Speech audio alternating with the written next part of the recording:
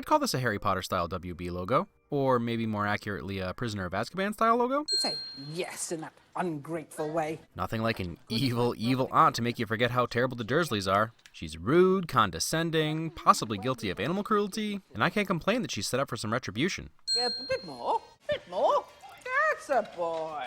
And a drunk too, no doubt. Hey, but at least she's not a hypocrite. Quiet, Vernon. You clean it up. I can appreciate that this treatment is meant to be hyperbolic. Most people aren't quite this rude to service industry employees, let alone family. However, I'd just like to go on record saying that if you are the type of person to snap your fingers at a waiter, it might be time for a little healthy introspection. And by that I mean, stop it. Stop doing that. If there's something wrong with the then there's something wrong with the pup. Shut up! Shut up! Two things here. First, it feels so good to the soul to see Harry stand up for himself. And second, I never noticed the dog whining in the background. A nice little touch, since animals often have intuition that humans don't. And Harry is actually a pretty powerful and scary dude. A little comeuppance for Marge and a little for Dudley Do-Wrong.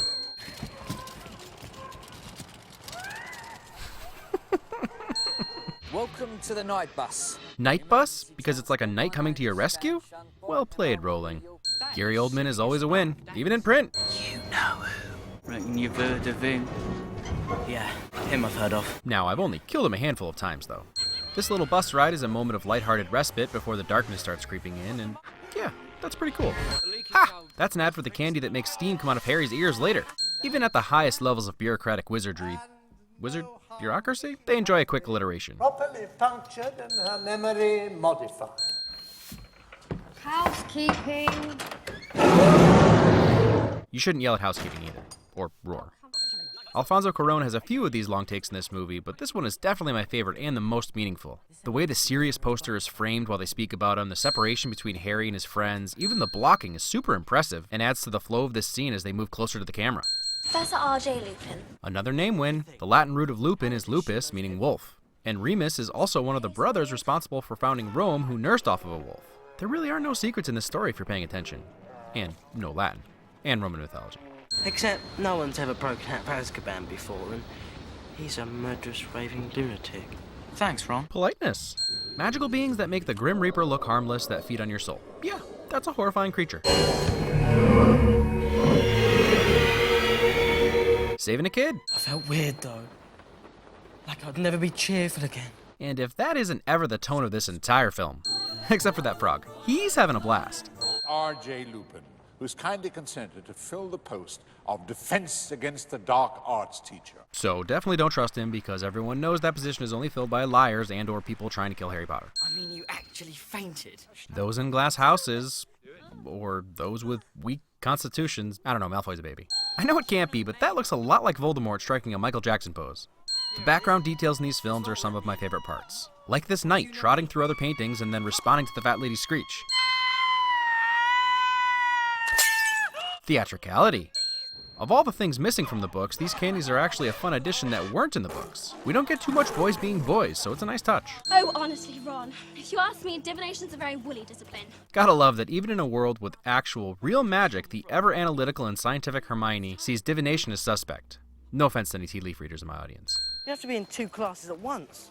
Don't be silly, Ronald. How could anyone be in 2 classes at once? The first of many time travel shadowings. Shut up, Malfoy. Harry has always stood up to Malfoy, but after seeing him blow up his aunt, it actually carries a little more weight. One thing you'll notice in this film is the students' uniforms are less formal and ready for inspection than in the past. And that was a direct direction from Cuarón. He wanted the actors to feel more comfortable and wear the clothing the way they would in real life. Shirts untucked, not everyone's wearing robes, and some of them never learned to tie a tie.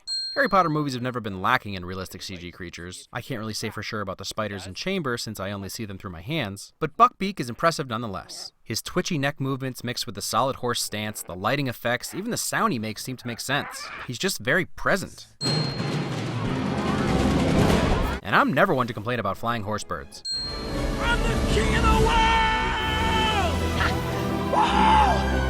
Another invention credit to Rowling, Instagram's Boomerang app should be paying her royalties. Here's Cuarón flexing a bit while adding to his glass motif as the camera makes an impossible track through the mirror to introduce the scene and then leaves through the mirror again to close it, as if the entire Bogart sequence took place on the other side of the mirror. Quality filmmaking. The first appearance of Snape in this movie is as the Bogart. Alan Rickman is always a win, and Alan Rickman doesn't even care. Been a while for that one. But I'd say Snape dressed as Neville's grandma applies. Nope. And still nope. Werewolf shadowing. This is one of the first times they're outside without rain, and it's still foggy and forbidding. The continuity of tone in this film is impressive. That suggests that what you fear the most is fear itself. This is very wise. I've always loved this sincere conversation between Lupin and Harry on the bridge. It's framed and shot wonderfully and goes a long way in building trust for Lupin, which pays off when Harry chooses to disarm Snape later. It's also the first in a chain of scenes of seeing Lupin's physical and mental state deteriorating. I love that they treat lycanthropy as a debilitating disease rather than a monthly inconvenience. Each time we come back to the same events like riding the train or Quidditch matches, we're always delighted to something new. This time it's intense rain and, of course, Dementors. Rowling always manages to keep things intriguing. Or deadly, I meant deadly. Every Harry Potter movie up to this point has had these amazing season transitions, but this one is my favorite so far in the series. Guys, let me go.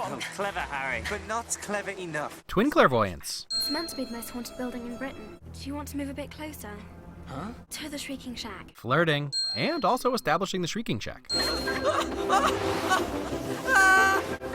Saving your friends. Cuarón wanted to get away from sets, and that's the reason some things look a bit different in this film. But the detail and charm right down to such an extraneous location like Hogsmeade, for the purposes of this movie at least, is totally infectious. Seeing their faces, they were talking to me. Just talking. That's the memory I chose. I don't even know if it's real. Further solidifying our underdog hero. His happiest memory is of his parents just talking, and it might not even be real. Things you notice once you know the truth about Pettigrew, like the sound of a rat pitter-pattering around or the cautious meandering movements. You may be young in years, but the heart that beats beneath your bosom is as shriveled as an old maid's. Honesty. Who's that, Ellen Payne? I'm not generally one to win relatively unprovoked violence, but meh, that's a win.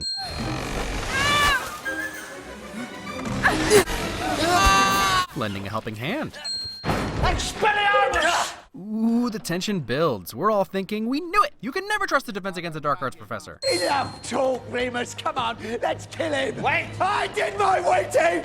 Did I mention Gary Oldman is always a win? This entire misdirection scene might feel contrived, but when your target thinks that it's in disguise, you continue the pronoun game.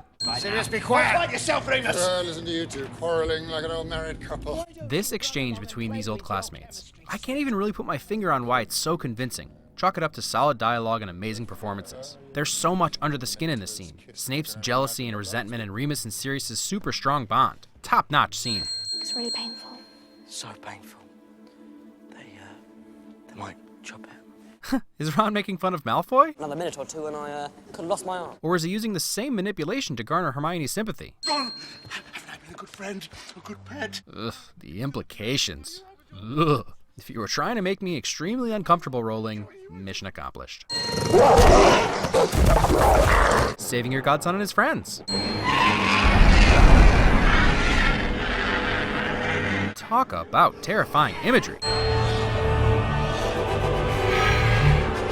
Ugh, this section of the score with the triumphant horns battling with themselves and the dissonant whining of the chorus. Pure genius. However honest and true is meaningless to those who've forgotten how to listen. Ron misses Richard Harris. If you succeed tonight, more than one innocent life may be spared. Let's not get into time travel paradoxes, but this is evidence that Dumbledore has a plan in mind, and we get to see that he's had it for a while. And then for the last half hour, this turns into a completely different movie they've been alluding to this entire time. And I love it. Fun little visual explanation for those not following as the camera makes another impossible maneuver through the clock and glass. 'Cause time, you know? Ow!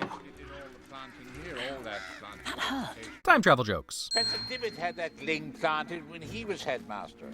Oh, yes, indeed, indeed. And all the strawberries. There are a million explanations as to how Dumbledore knew, but the easiest is that Dumbledore is always one step ahead. And I just love everything he says to distract Fudge. Buckbeak to the rescue!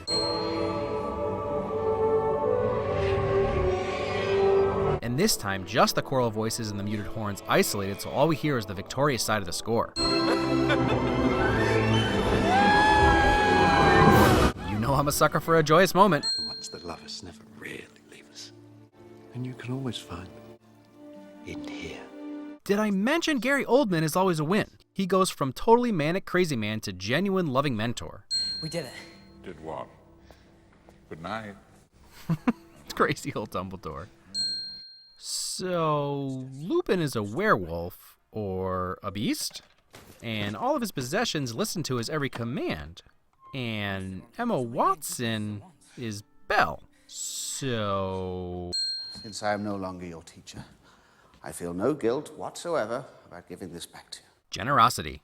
The biggest turn this film took from the first two is the melancholy ending. There was always an air of fretful future in the other movie's conclusions, but in Azkaban, Harry states it plainly. None of it made any difference. Sirius is still on the run, Lupin has to leave, and Pettigrew is still on the loose.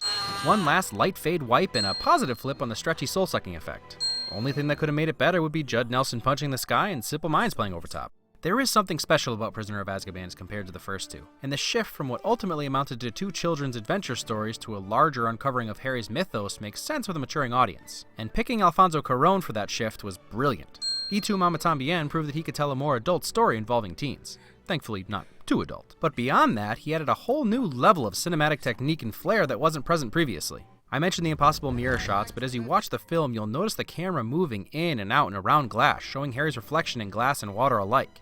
Cuarón's long takes and constant camera movement also give this film its own unique aesthetic. I guess I may have spoken too soon on Chamber of Secrets being the darkest shift. While in events I still cautiously stick to that, but in atmosphere and tone, Azkaban takes the cake so far. The biggest theme and overall motif in Prisoner of Azkaban is the contrast of darkness and light. The movie opens with Harry using Lumus Maxima and actually losing control of it, illuminating the dark street below. Something that Cuarón does to amplify this is his use of these exposure, collapse, and expansion screen wipes. The first time you notice it might not be until Harry wakes up from passing out, but it actually closes this first scene as well.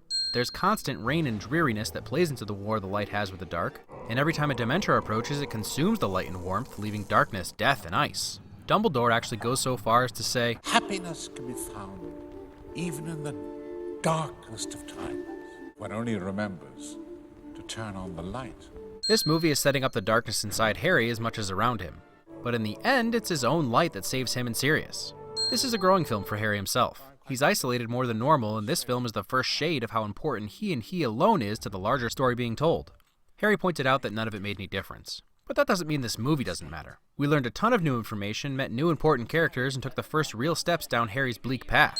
I realized there was some stuff missing from the book, like the explanation of the Marauders' map and who made it, but you can start to put the puzzle together. The map was lying then. Map never lies. It would have helped if Padfoot and Moony had called each other by their nicknames, and then seeing the stag may have clicked as prongs for us. Wormtail is a bit tougher, but oh well.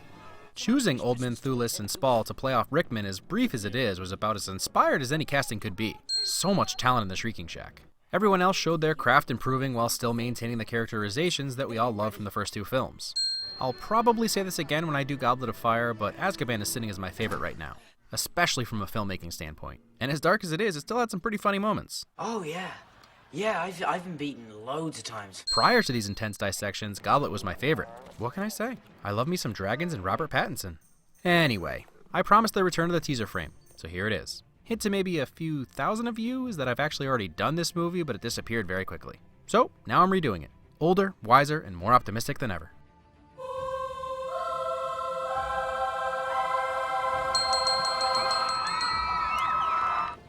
Here, eat this. It'll help. It's all right. It's chocolate. Here, eat this. You'll feel better. Here, eat this. It helps. It really helps.